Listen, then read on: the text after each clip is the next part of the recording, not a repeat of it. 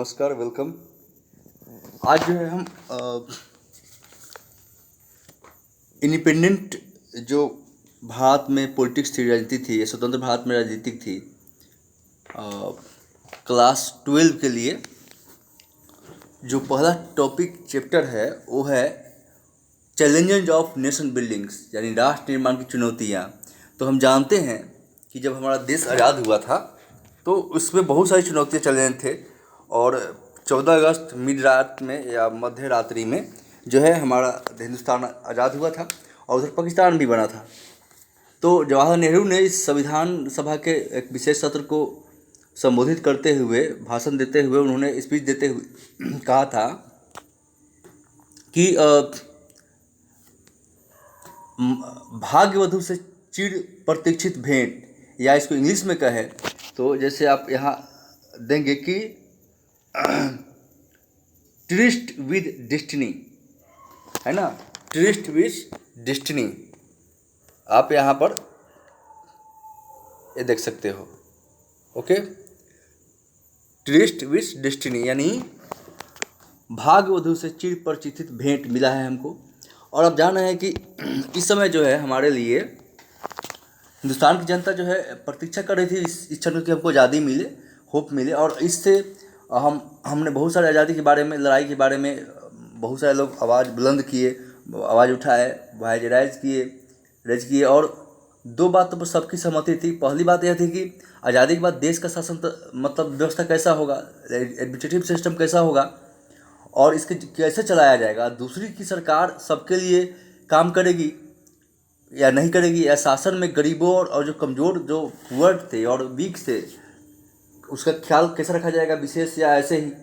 और देश जब आज़ाद हुआ था, आज़ादी से जुड़े हुए जो सपनों को साकार करने का वक्त आ गया था, और यह कोई आसान काम नहीं था। This is not the going to easy. उस भारत में जहाँ की विभिन्न तरह के लोग रहते हैं, क्रीड, कास्ट और अनटचेबिलिटी हो, बात बात पर दंगे हो जाते हो, तो ये काफ़ी इजी टास्क नहीं था, ठीक है, जिस हालात में हम आज़ाद हुए थे। और उस वक्त जो कोई भी मुल्क वैसे हालात में आज़ाद नहीं हुआ था जैसा कि हम लोग हुए थे, और आज़ादी मिली और देश का बंटवारा हो गया। और 1947 का 1947 का वो ईयर था जहाँ पे वायलेंस और जो है माइग्रेशन हो रहा था, माइग्रेट हो रहे थे लोग, यानी विस्थापन हो रहे थे। त्रासदी भरा साल था बहुत ही।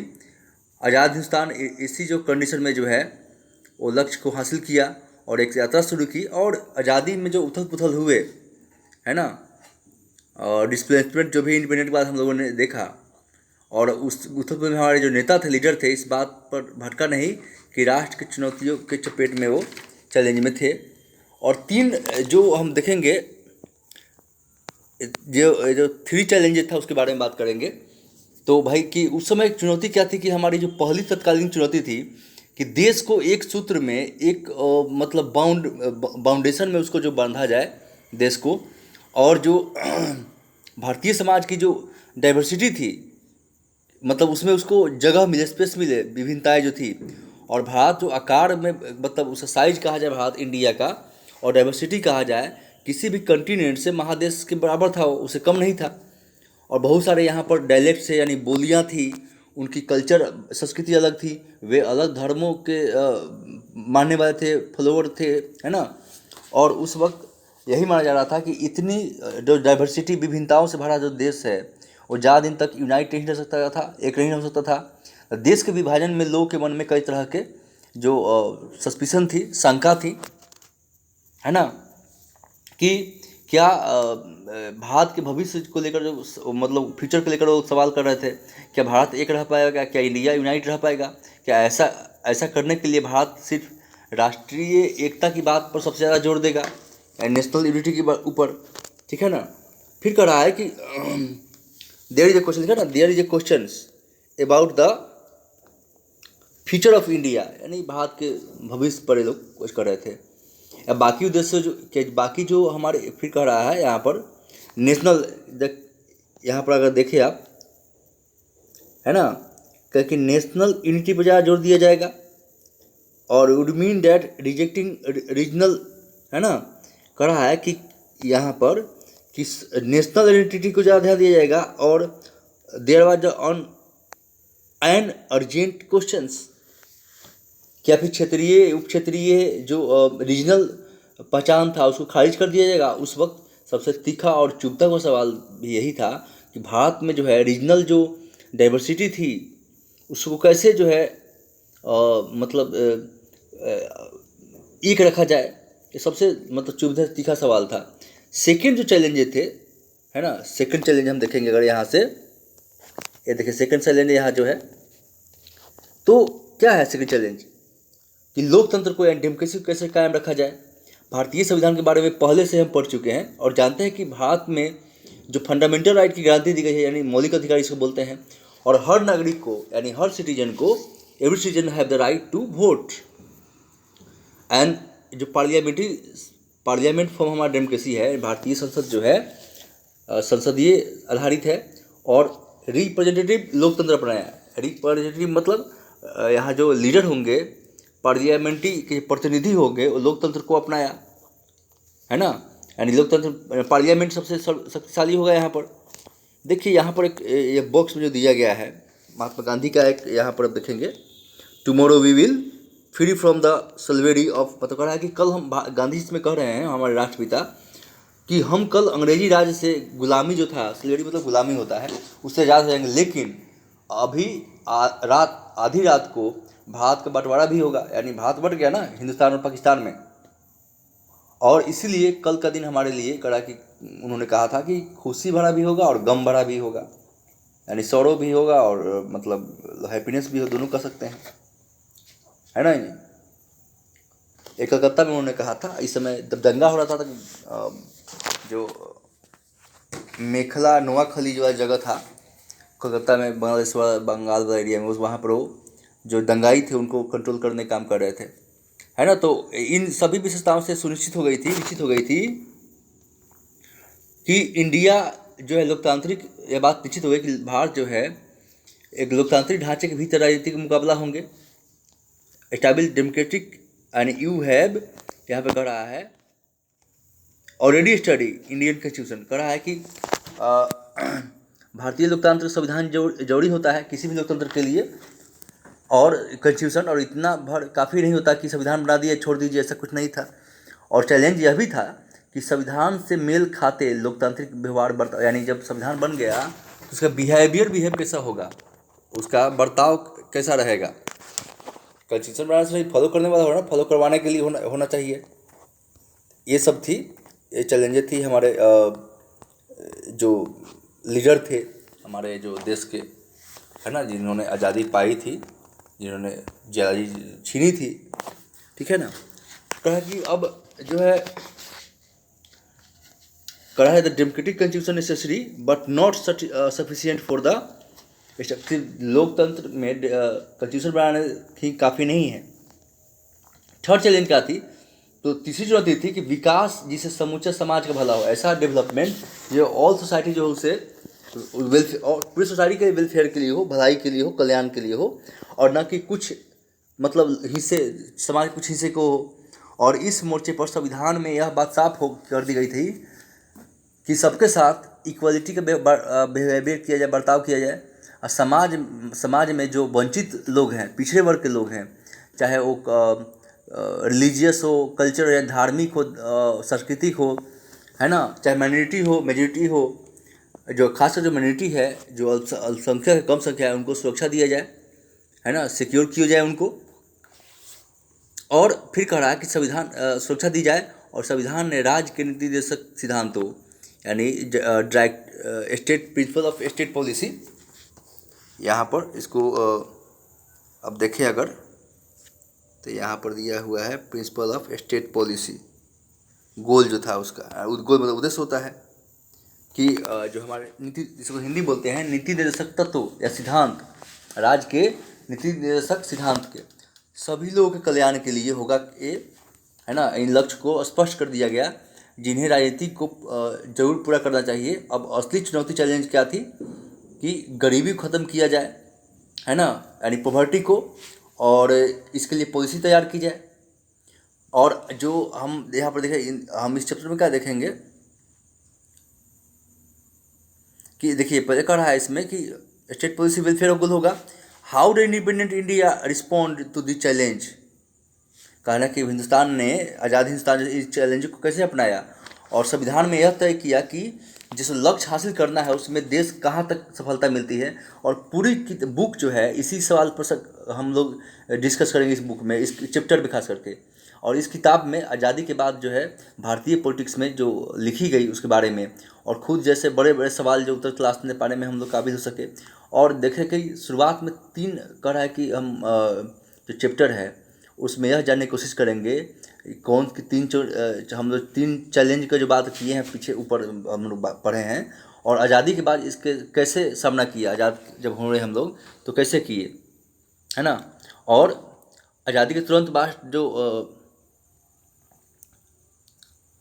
हम लोग क्या कहें सबसे प्रमुख जो चुनौती थी, हम इस चुनौती पर ध्यान देंगे और शुरुआत में इन घटनाओं की चर्चा की जाएगी, वैसे वैसे घटना चर्चा की जाएगी, है ना। जिन्हें आज़ादी के समय में हम कहीं से जुड़ा हुआ था, और हमें यह समझने में हेल्प मिलेगी कि आज़ादी के समय राष्ट्रीय एकता यानी नेशनल यूनिटी और सुरक्षा जो थी, सिक्योरिटी सबसे प्रमुख थी, और उसमें कैसे हम आगे बढ़े। और इसके बाद हम देखेंगे कि भारत के एक राष्ट्र के रूप में अपने किस तरह के इतिहास और जो आगे गढ़ा। और अगले 2 अध्याय में हम लोकतंत्र के बारे में, बराबरी मतलब इक्वलिटी और जडिशरी के बारे में बात करेंगे, इंसाफ के बारे में बात करेंगे, और इकोनॉमिकल डेवलपमेंट हम लोग कितना लिए ये सब चैलेंज था। और एक इधर कार्टून देखेंगे अगर आप, इधर दिया हुआ है कि ऑलवेज वांटेड टू टाइम, मैंने कहा है कि हम हमेशा यही इच्छा रखते थे, विश रहते थे कि टाइम मशीन मिल जाए और मैं थोड़ा पीछे लौटूं और 15 अगस्त 1947 के जश्न में थोड़ा सा मैं भी शामिल हूँ। लेकिन कहा कि यहाँ तो मामला उल्टा है, look different from the what I thought, जो मैं सोच रहा था उससे जो है मामला पूरा उल्टा है। यहाँ नीचे आप देखेंगे एक टिकट दिया गया है यहाँ पर, है ना, 3 टिकट दिया गया है। तो इसमें जो है 3 डाक टिकट जो प्रथम गणतंत्र 26 जनवरी यानी फर्स्ट रिपब्लिक जो था, स्टैम्प उस पर इशू किया गया है टिकट 26 जनवरी 1950 को। और इन टिकट के पीछे चित्र जो थे एक गणतंत्र के सामने खड़ी की चीन चैलेंज के बारे में बताया गया है, जानकारी मिलती है। और 1950 में इन डाक टिकटों का डिज़ाइन तैयार करने के लिए कहा जाता था। तो टिकट आप कह के आपको कहा जाता तो कैसे आप टिकट तैयार करते। बाद में जब नीचे आएंगे यहाँ पर तो यहाँ पर कुछ पेपर कटिंग उस समय दिया गया है कुछ, है ना। और कायदे आजम जानते हैं किसको कहा जाता है, ये कहा जाता है उनको मोहम्मद अली जिन्ना को, जो भारत को बंटवारे में इनका भी योगदान रहा। ऐसे हिंदू महासभा का भी था। देखिए यहाँ पर एक शायरी है, the down of the freedom, Faiz Ahmad Faiz, यानी फैज अहमद फैज ने जो है एक मतलब शायरी है कि दे दाग, है ना।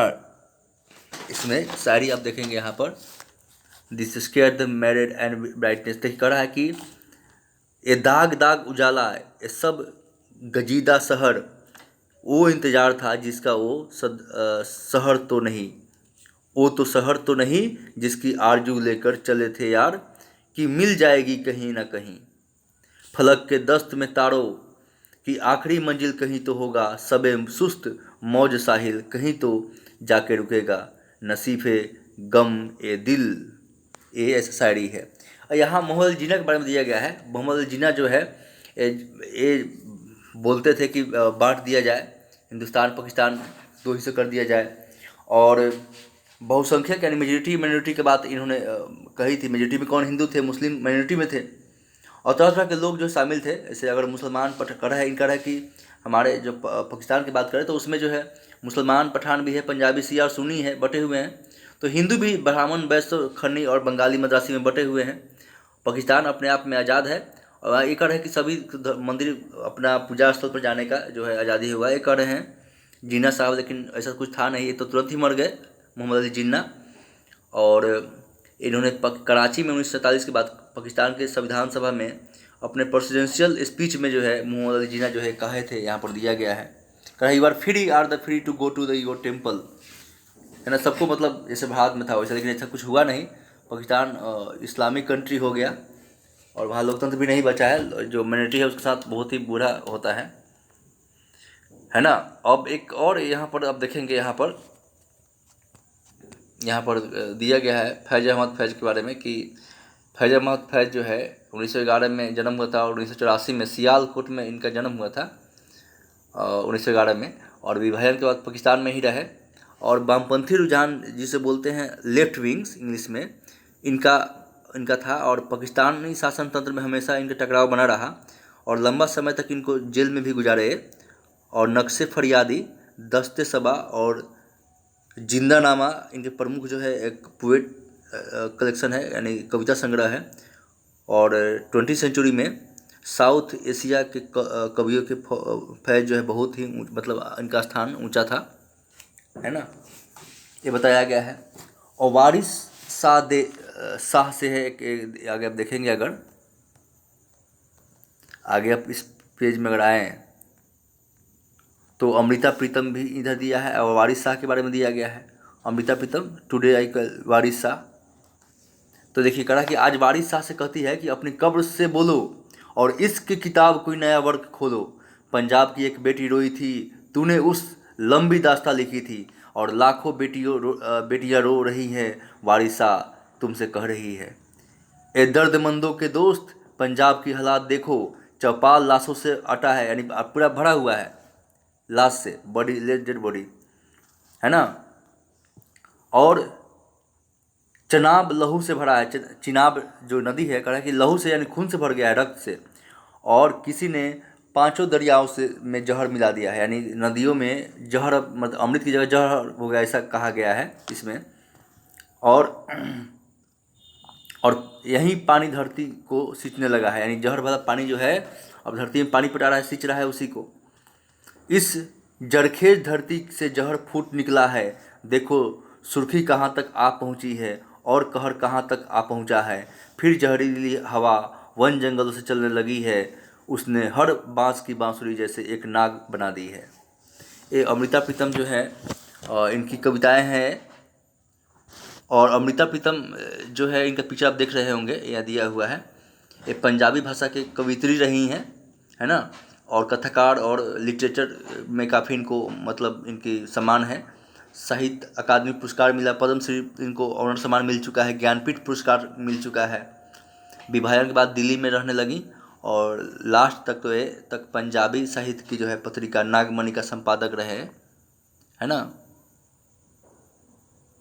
एडिटर का जिसे बोलते हैं इंग्लिश में।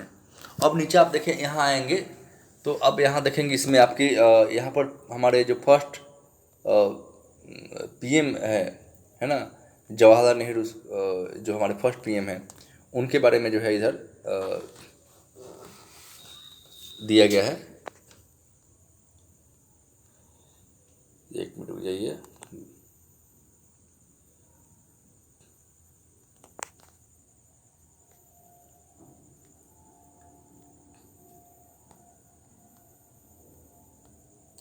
ये रहा जवाहरलाल नेहरू के बारे में, यह जवाहरलाल नेहरू जी का स्पीच है।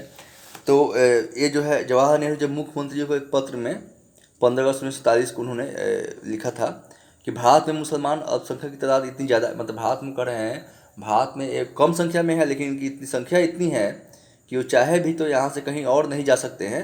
और यह एक मतलब बेसिक बात है और इस पर कोई उंगली नहीं उठाई जा सकती है। और पाकिस्तान हमको जितना चाहे उकसाए, यानी वहाँ जो माइनॉरिटी में हिंदू है उसके साथ कुछ भी करे, है ना, गैर मुस्लिमों का अपमान करे, चाहे भय चाहे जितना भी घूट पीने पड़े, हम अपने अल्पसंख्यक के साथ सभ्यता और स्वाधीनता के साथ पेश आए। यानी हम जो है हमारे यहाँ जो माइनॉरिटी में है, कम संख्या में है, जो मुस्लिम है या फिर सिख ईसाई जो भी है, हम उनके साथ सम्मानपूर्वक पेश आएंगे।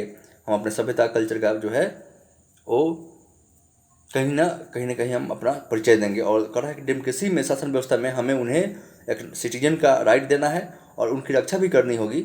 अगर हम ऐसा करने में कामयाब नहीं होते तो एक नासूर बन जाएगा जो पूरी राज्य व्यवस्था को जहर फैल जाएगा और सब तबाह हो जाएगा। यानी वो चाह रहे हैं कि यहाँ जो जवाहरलाल नेहरू की जो माइनॉरिटी है उनको सम्मान पूर्वक यहाँ रहने की जो है आज़ादी दी जाए और उनको जो है सम्मान से एक अलग इंडियन की तरह रहने की कोशिश की जाए।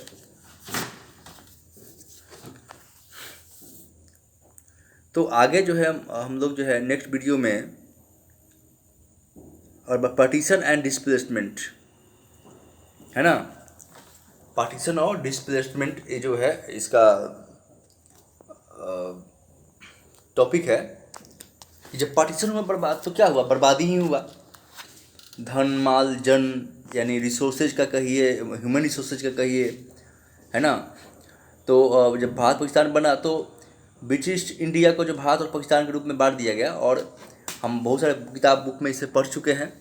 और यानी टू नेशन थ्योरी जो था, द्विराष्ट्र सिद्धांत जिसे बात कही गई थी। और ये तो मुस्लिम लीग का सिद्धांत था। और भारत किसी एक कौम का नहीं बल्कि हिंदू मुसलमान नाम की दो कौम का देश है, ऐसा ऐसा टू नेशन थ्योरी में कहा गया है ना। और फिर कहा कि 1940 के जो समय था 1940 में, वो पॉलिटिकल जो मोर्चे पर कई बदलाव आए। जैसे कांग्रेस और मुस्लिम लीग के बीच जो है पॉलिटिकल जो है कंपटीशन हो गया, बढ़ गया, प्रतिस्पर्धा बढ़ गई। और ब्रिटिश शासन की जो जैसी भूमिका रोल रही वो कई बातों पर जोर दिया रहा। और इस तरह क्या हुआ कि पाकिस्तान की बात मान ली गई, यानी भारत जो है बट गया लास्ट तक। और विभाजन की प्रक्रिया क्या रही, और हम बात करें तो विभाजन के बाद में ये फैसला हुआ कि अब इंडिया का जो है जिस जो भाग है वो भारत और पाकिस्तान में बढ़ जाएगा। दो देश बांट दिया गया। और फिर ये काफ़ी दर्दनाक था, पेनफुल था। और ऐसा फैसला करना उसको फिर लागू करना काफ़ी चैलेंज था, कठिन था। लेकिन तय किया गया कि जो रिलीजियस मेजॉरिटी को विभाजन का जो है डिवीज़न का बेस बनाया जाएगा, आधार बनाया जाएगा। और मायने यह थे कि जो इलाकों में मुस्लिम ज़्यादा बहुसंख्यक थे वो पाकिस्तान हो गए, और इसमें हिंदू बहुसंख्यक थे वो भारत कहलाए, है ना। ब्रिटिश रोल जो है वो डिसीजन ले लिया कि भाई बांट दिया जाएगा। तो यह किस में बंटवारा हुआ, तो हिंदू मुस्लिम बेस पर बंटवारा हुआ था। और कहा गया कि भाई जो जिधर हिंदू है उधर हिंदुस्तान होगा, जहाँ ज़्यादा मुस्लिम है पाकिस्तान होगा। हालांकि ये अपॉर्चुनिटी दिया गया कि दोनों कम्युनिटी जो चाहे जिधर भी वो जा सकता है, रह सकता है ना। अभी ये प्रोसेस जो है पार्टीशन का ये काफ़ी आसान दिख रहा है, लेकिन ऐसा था नहीं, है ना। और हम बात करें idea might be appear the simple, देखिए यहाँ पर दिया गया है, लेकिन ऐसा नहीं था। इसमें बहुत सारी दिक्कतें आई। इसमें कई सारा इलाका ब्रिटिश इंडिया में कोई एक भी ऐसा इलाका नहीं था जहाँ पर कहा कि मुसलमान पूरा हो और चाहे हिंदू ही पूरा नहीं हो। उसमें जहाँ मुसलमानों की आबादी ज़्यादा थी और ऐसा ही इलाका था पश्चिम, तो दूसरा था पूर्व में था। और ऐसा कोई तरीका नहीं था कि जिससे कि दोनों इलाकों को जोड़कर एक जगह कर दिया जाए। ऐसा इसे देखते हुए फैसला हुआ कि पाकिस्तान में दो इलाके शामिल होंगे, यानी कि वेस्ट पाकिस्तान और ईस्ट पाकिस्तान, यानी पश्चिमी पाकिस्तान और पूर्वी पाकिस्तान। और इसके बीच में जो लैंड था, जो हिस्सा था, और बड़ा जो है विस्तार रहेगा।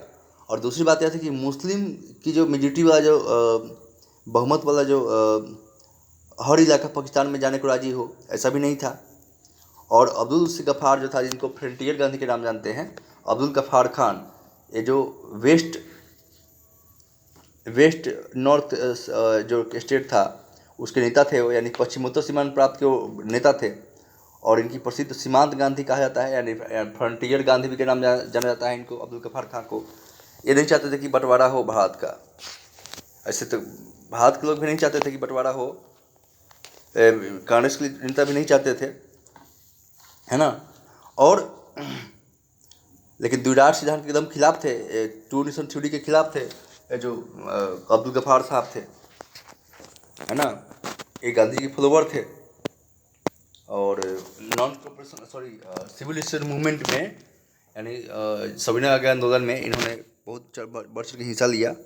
और थर्ड जो यहाँ पर हम देखेंगे, यहाँ पर कि थर्ड जो प्रॉब्लम थी यहाँ से, ये जो ये थर्ड प्रॉब्लम यहाँ से, टू मुस्लिम मेजॉरिटी प्रोविंसेस मतलब यहाँ पर होता है राज्य से, स्टेट से, है ना।